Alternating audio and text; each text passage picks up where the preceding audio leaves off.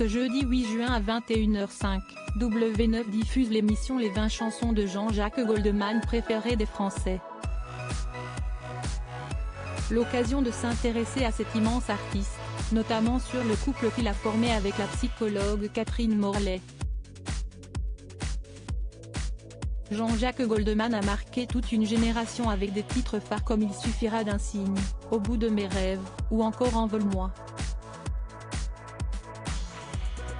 Ce jeudi 8 juin 2023 à 21h05, W9 lui consacre une émission revenant sur l'histoire de ses 20 chansons les plus mythiques.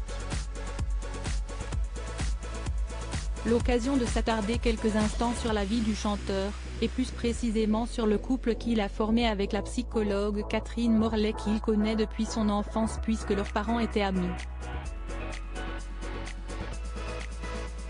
Ensemble, ils ont eu 3 enfants, Caroline, née en 1975 et qui a suivi les traces professionnelles de sa mère, Michael, né en 1979 et cofondateur du label My Major Company. Il a également été le directeur de la 10e saison de la Star Academy il y a quelques mois seulement, note de la rédaction, et Nina, née en 1985 qui a choisi de devenir pédiatre. Très amoureux, Jean-Jacques Goldman ne voyait qu'elle, n'ayant ainsi jamais besoin de multiplier les rencontres, expliquait son ami d'enfance Jean Bender dans une interview accordée à Télé Loisirs dans le cadre de la sortie d'un livre qu'il venait d'écrire sur l'artiste. On trouvait ça bizarre, il était déjà adulte à l'adolescence.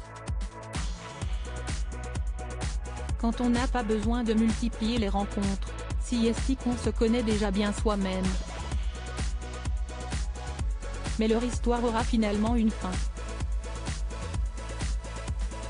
Une séparation difficile à vivre pour le chanteur, expliquait le spécialiste musical Jean-Pierre Pascalini en 2015, il a beaucoup souffert d'avoir sacrifié sa première vie familiale sur l'autel de sa carrière.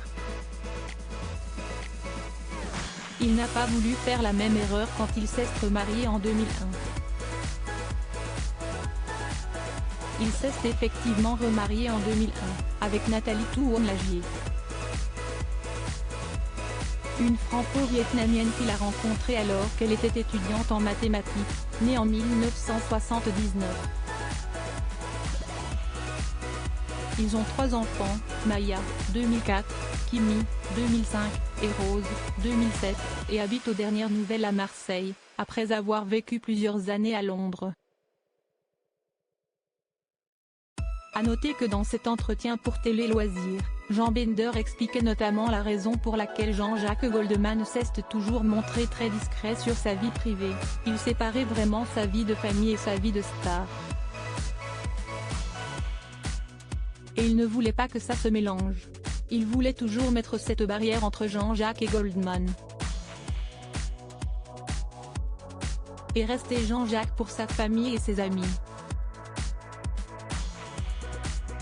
Le succès a fait qu'il n'était pas souvent à la maison mais il tentait de l'être le plus possible. Dès qu'il faisait une émission ou un concert, il rentrait immédiatement.